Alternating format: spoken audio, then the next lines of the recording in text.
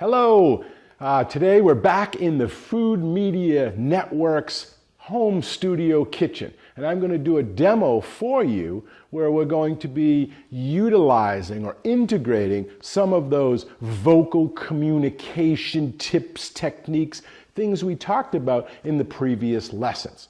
So for today I'm going to be using or utilizing a classic knife cut as the topic. And again, I'll be doing this in character, doing the demo to the camera or the audience, while pausing every now and then to step out of character, right, and explain why I did it, or bring up a technique or a tip that I just utilized that you just witnessed firsthand. So I'll be talking like you're the audience, like I'm doing a demo, then I'll kind of step out of character and I'll say, see what I did there, and that's why I did that, and hopefully it comes across. You may pick up other things along the way as well. Okay, so here we go. Welcome to the Food Media Network's home kitchen studio, and I'm going to be talking about classic knife cuts today, specifically chiffonade. So see what I did there? In that intro, I made my voice a little bit more interesting, a little bit louder in order to get the audience's attention right away, right off the bat, right? You know, sometimes if you watch, TV cooking shows, they'll even have the host like jogging in or, hey, here I am, ta-da! Again, they're trying to get that, yay, it's opening scene, let's do this. So now that I've got your attention right off the bat, I'm going to talk about the subject.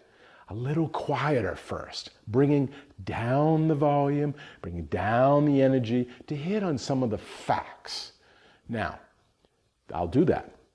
So I would do that, hey, welcome, I'm going to do some classic knife cuts, specifically chiffonade. Now, the reason a professional chef really concentrates on their knife cuts, there's two reasons for that. Number one is appearance. Those knife cuts look good when they're in a dish. It shows off the skill and the talents of the culinary staff. But number two, maybe even more important, is even cooking. If you have a food product like a carrot or a potato, and they're all cut into different shapes and different sizes, they will not cook evenly. Which means some of the larger pieces will still be hard and undercooked, while the smaller pieces will be overcooked, mushy, maybe even fall apart with no shape whatsoever. Now, proper knife cuts are one of the first things a culinarian learns in culinary school or on the job. And all the various cuts have names such as julienne, brunoise, tournée. And this is because they have exact measurements. So everyone is clear on what is needed and what size they're talking about. For example, you wouldn't want to say, hey, cut me some carrots. What size? Sort of small, not too big, but not too tiny either. Kind of in the middle. Well, what does that mean, right? How can you get consistency that way? Because everyone has a different idea or imagination in their head of what small or medium or large dice is. But if you use one of these classic knife cut French terms, everybody knows pretty much what that size is. So that's how you get consistency. So instead, you might say something like, please cut me 2 pounds of carrots into macédoine, which is the standard size of a quarter by quarter by quarter cubes, right? So as I just explained, I started off the show with da-da-da-da, then I brought it down to talk about some facts, right? So now if I was going to get into the demo, right, I talked about my facts, I did my introduction, I'm going to bring that loudness, that energy back up, right? Shifting gears like I talked about in a previous session, now we're going to get into a little higher gear. So I would talk a little bit louder, more energy, because I want to get on with the demo. So maybe I want to, introduce today's cut. So I might say something after I talked about the cuts. I could say, now today I have a real classic for you, and that is chiffonade, which is a French phrase that literally translates into made of rags. Now, softer, to emphasize importance, I would say chiffonade comes from the French word chiffon, meaning ribbon. And culinarily, it refers to a preparation of thin strips or fine shreds of leafy vegetables, such as spinach or herbs. Now, the slicing of these leafy greens, such as the spinach or Swiss chard, doing that fine cut helps tenderize them by breaking up any tough fibers and helps them cook more quickly and evenly as well because of their small size and width. Now, this also helps when they are served raw as well, such as when used as a garnish. Like maybe you're going to sprinkle them on top of like a salad or served in a soup. So you see what I did there?